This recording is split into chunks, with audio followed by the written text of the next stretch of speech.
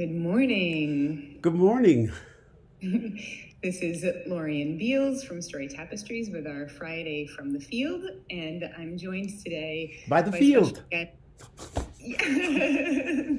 Our special guest today is international producer and social justice advocate, and he has lots of other titles, but I'm going to give you the link so that you can read all about them below so that we don't use all of our time for that. Lord of mercy. Sean McLeod, thank you for joining us today, Sean. Thank you for having me, Lorienne. So I asked you to join us because we're closing on the end of the month of February, and the focus of February, of course, nationwide, and at this point even internationally, there's a focus on Black History Month. And for Story Tapestries, our focus for February has been on the entire concept of social justice and breaking down barriers. And as a person who's been a true advocate for that, can you tell us a little bit about how you have used the arts to talk about social justice? Well, I think first I would say that it had come to me pretty early. And I would say probably I was around 14 perhaps, maybe a little earlier, but I think I was 14. In fact, I was 14. And I was upset because I was in high school, and the high school had done nothing for Black History Month. There was the entire month. There was almost no notice of Black History Month. And so I went to my uncle, who was the executive director of the largest Black community center in the area. And I went to him like a YMCA like structure called Booker T. Washington Community Center. And I went to him and I said, Uncle Al, I am so upset. No one did anything for Black History Month. And he said, okay, what did you do? And I said, well, I'm a student. He was like, yeah, but those people don't know anything about being Black. And you do. And you wanted something and you didn't get it. And then you came back and you wanted to complain to me. And I just looked and I was so flattened. And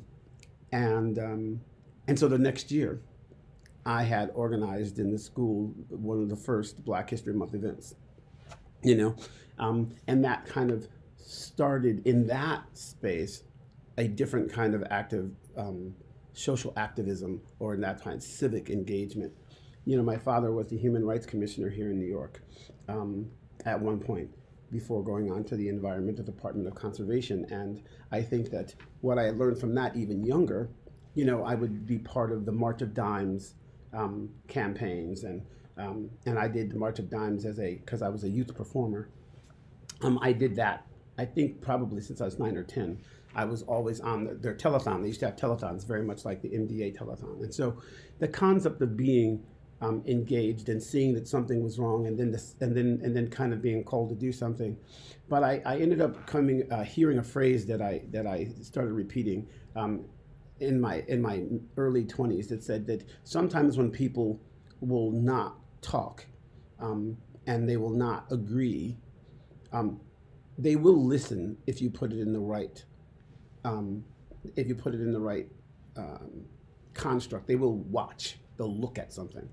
And so in a sense, I stopped trying to sometimes tell people things verbally, and I would try to tell them in a different medium. And for me at that time, initially that medium was singing, coming from the church, and singing solos every week. So I started with singing. Then I was pulled into acting, and then years later, at 14, I was pulled into classical ballet, kicking and screaming, by the way, and then of course I took to it. So the arts were a necessary vehicle, if you will, for that achievement.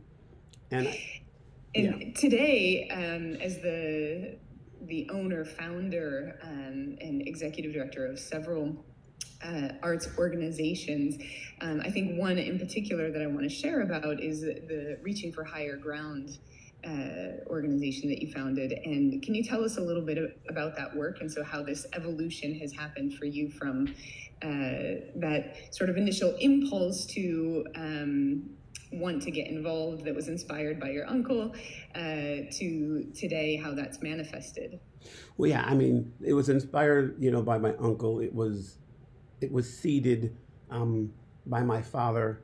It was nurtured by my mother, and it was exampled by my Aunt Gloria, you know, and then so many others, right? And then so many others that came out of public education who nurtured me like there's no tomorrow. William Kennedy, David Carell, Dr. Al Emmy, and I could go on in that space about these folks that nurtured me, and of course, when I was finding my way outside of New York, that would have been, Chapel Street Publishing, Karen and Stephen Beals, and how they were able to come in and really help me to manifest an arts organization and understand the difference between an arts organization and a straight business corporation and how those things work.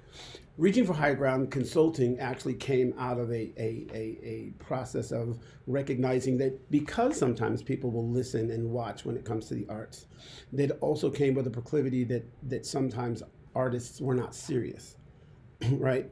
And so they could couch you passively into a passive lane, right? As to not an active participant, but more to a piece of work, a piece of art that you would place on the wall. And regardless of its value, and regardless of its incredible acumen, there still would be an ability to say, but it's only art, right? And so to be able to bring the tangible realness out of that art and to give, I would say, folks an opportunity to be received as business intellects. Because business people believe that business people can solve problems. Business people do not believe artists can solve problems. They kind of, like I always say, that the arts sometimes are treated like the pets of corporate America, right? Until we become critical. And when we're critical, then we're just received as partners, as we should be. So Reaching for Higher Ground Consulting simply took the art of communication that is mastered in any successful and sometimes even failed art, and put it into a model that would allow for people in general spaces, and certainly in corporate America, to hear us, right? And to see us critically, and to be able to extrapolate, if you will, what are the skill sets that one acquires in the arts, and how those skill sets, such as communication, analyzation, construction, infrastructure design, which can be applied in any onset, can be useful. And last but not least, the concept of being able to bring large groups of people to a single idea, to a single concept, and them all being able to get on one person's page, even though all of them are equally, if not greater, in their talent pool. When you're looking at a Broadway show, you have all of these people who in any normal circumstances would be kind of at odds, because they all believe that they know what they're doing, because they're all that good at what they're doing. And yet, when they all come together under a single person's geyser and yield a tad, they end up with this thing called The Lion King. Or they end up with this thing called Les Miserables, or they end up, with this thing, called The Phantom of the Opera, or they end up with something called Serafina, right? Or In the Heights, where we're actually talking profoundly about subject matter once, right? So Reaching for Higher Ground simply took those abilities to communicate and those abilities to identify how words and intention can perform in a corporate space to allow them a quicker passageway to being able to get something done, to get people to understand their products, to understand their intention as a corporation, and then, in our hope, to have equal benefit for those that own it as those that are going to buy it. And I know that you take this not only into corporate settings, but into educational settings. And last week, I know you were just at Wells College and working with students there as part of their Black History Month events. And tell me something about what you did there. Yes. And how it connects also. I want to be sure that you mention the Harriet Tubman Freedom Music Festival project. Yes. One, it's really funny, is that I'm going to say that we never work with one specific demographic. I think sometimes people will hire us with the intention that we're going to work with a particular demographic. But in our package, in our process, in our delivery, we always work with everybody that's within earshot, right? So you don't lose value because you're older, and you don't increase value because you're younger. I think that America exports some of the best things the world has ever seen, but we also export some of the worst. And I believe one of those is constantly putting people in boxes, right? And we'll put them in boxes because of their race. We'll put them in boxes because of their gender. We'll put them in boxes because of their economics. We'll put them in boxes because of their age. And so we're always quantifying what is the value of somebody based on these things. And so we kind of hyperbolically say, oh, we must save the children, but we really don't mean that because we kind of ignore the children, right? And we also say that the elderly are this, but then of course we treat them like there's a certain age in which you get silly, right? You get, I hate the word stupid, you get less facultied, right? That's a purely American thing, right? Because most folks around the world, as they get older, they're treated like they're sages because, I don't know, they have this thing called experience, right? And so, so in that, when we went to Wells College and when we go to do work in educational environments, whether it be primary, secondary, higher education, our objective is that we always are working with the administration because we know they can actually make something happen. And then we allow that, just like snow runs down a mountaintop. We allow that. We always talk about start at the mountaintop because you can get something done. And then we affect the foundation. So there what we did was we used initially on the first day that we were there, because we were there for an entire week, helping folks to celebrate, in our instance, world culture in honor of Black History Month. We started off with the Harriet Tubman, a soundtrack for Harriet Tubman concert, which is a full-blown evening, full-length concert in which we use music to explore what it means to be free. And we do that in honor of Harriet Tubman. And some of the music is quite palpable, and it moves you to explore your concepts and your belief structures in a way that's not attacking you or judging you. At the conclusion of that, we have a interactive talk back with the audience. And it was fantastic because we had people from around the world in every age and gender and identification, if you will. And watching that conversation was really, really palpable. I'm always amazed that as the expert, I learn more than everybody in a space like that. The next day we had something that interacted fully with the administration, the students, the faculty, which was Conversations in Color, which was a lecture that I do, but it's quite interactive, in which I basically just point out some of the different things that we do in society and call normal, and then challenge people to see if they see other pathways in which to get to the same destination without, I don't know, trouncing on people, right? And then lastly, the last day of the week, on the Friday, we did a international master class in McLeod technique, but this time in MT Afro hip hop. In which what I did for that particular class was I drew on about 9 or 10 different international dialects of dance. And none of them were European based, which I think kind of threw people initially, because of course, you know, I'm a European based master, if you will. I'm certainly identified as such. So I think they were looking for contemporary and classical ballet and a little this, a little that. And it was all 100%, you know, urban ethnic culture, a little bit of Indian and a little bit of, you know, different, you know, in Senegalese and Zutu and Zulu and it was really amazing. And I loved when some of the faculty folks, some of the staff ended up saying like, I've never interacted with our students like this, right? And it was really an amazing thing, and watching them all get that and enjoy that. And then of course, you know, in our worlds, we always would be like, we would never not interact with everyone, right, kind of thing. But that's not a judgment, as Maestro would tell us, right? It's an evaluation so that we can see something and then maybe do something about that. So it was an incredibly powerful week, and listening to a few of the different vice presidents of the college come and say like they clearly now see that it is possible to have ethnic and just incredible inclusive opportunity and tangible pathways. Because what happens is people do want to help, right?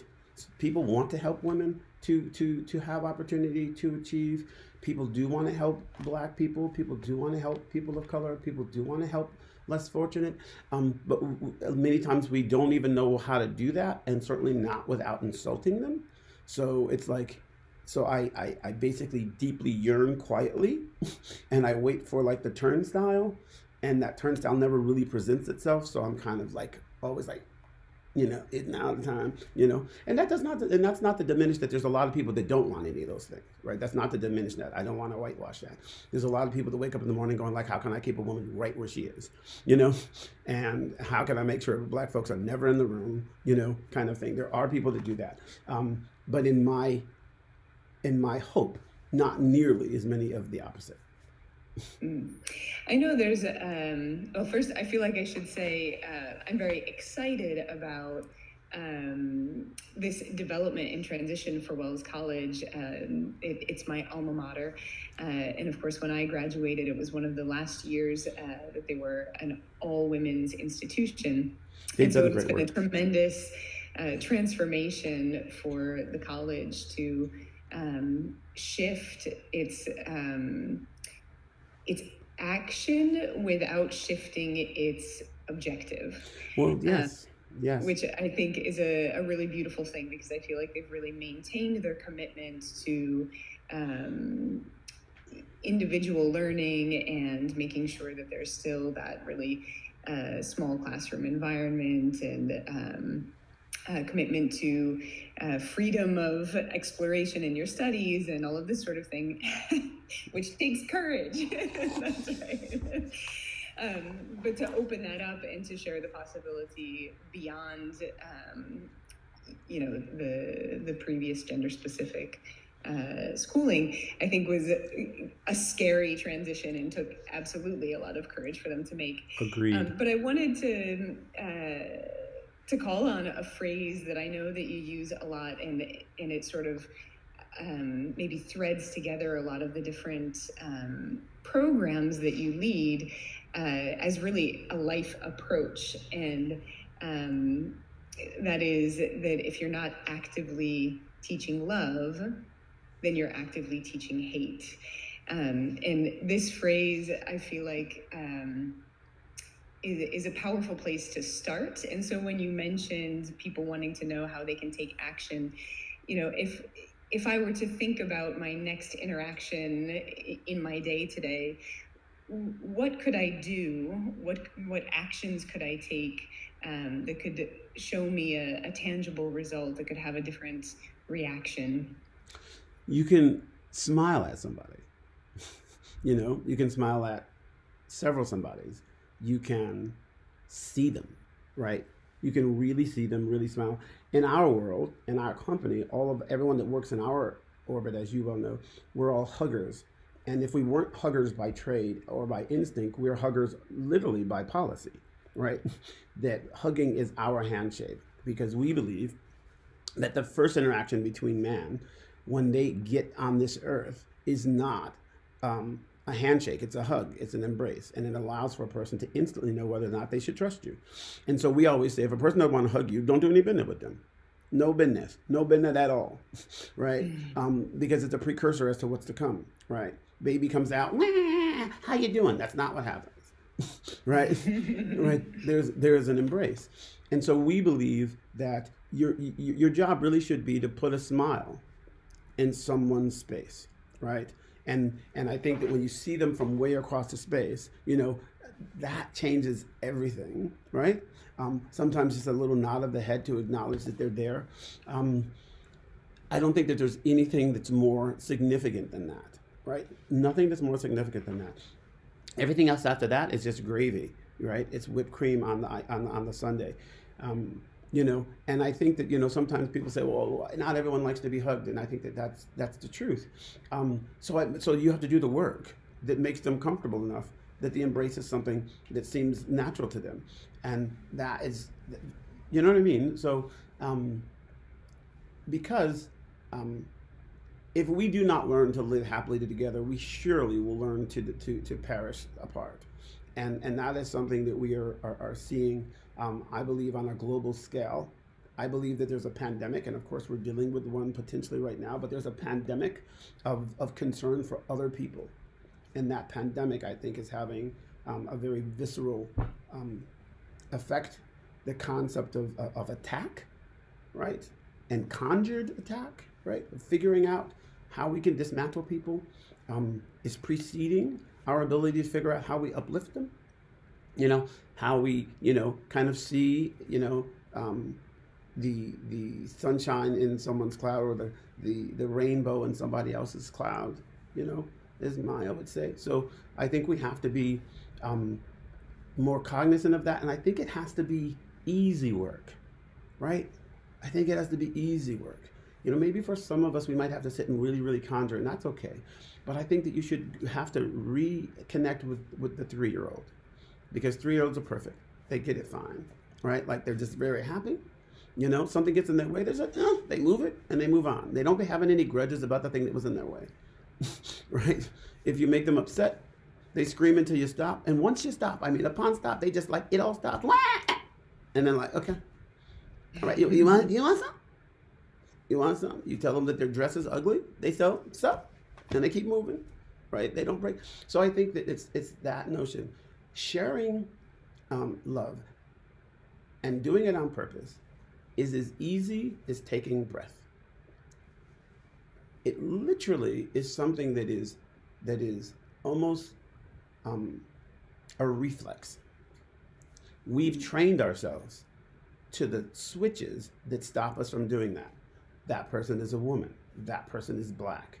That person is short. That one's so tall. That person is round. We have all these things that then click, and those things become the reason why we stop having the concept of interacting, of showing love, of spreading love. But the reality is that sometimes things are just black and white. If it's not love, it's hate, right? Because if it's not hate, it's the seed of hate. And the seed of hate is still hate, right? The seed of disdain is still disdain. So what we do sometimes is we say, oh, life is, are shades of gray. Maybe, right? But how many shades of hunger do you have? Are you hungry or are you not? Are you falling or are you not? Are you in that car or are you walking? Like, some things are just really clear. And when you allow them to be that way, I think that your ability to have impact and allow impact upon you is so much easier, and Lord knows it's so much more joyful. Well, thank you so much for sharing a bit of your story with us, and this message as well. That's especially relevant as This message is brought to you by Story Tapestries, and make sure that you tell somebody a story in your life that allows them to have a little bit more sunshine in their life. Absolutely. Thank you so much, and have a wonderful rest of your Friday. Ciao, bella dolce.